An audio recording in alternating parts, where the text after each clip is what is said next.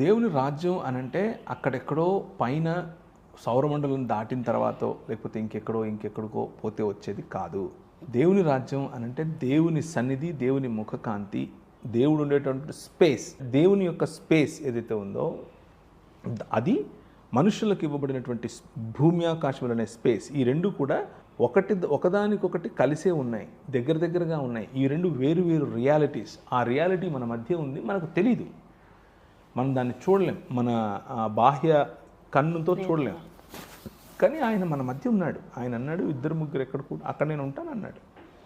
ఇప్పుడు మన మధ్య ఆయన ఉన్నాడు. సో నేను చెప్పొచ్చేది ఏమిటి అని అంటే, దేవుని రాజ్యం అప్పుడెప్పుడో ఇంకెక్కడికో వెళితే చనిపోతే దొరికేది కాదు.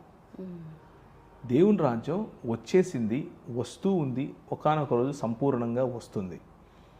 దేవుని రాజ్యం అని దేన్ని అంటున్నాం అనంటే యేసుక్రీస్తుకు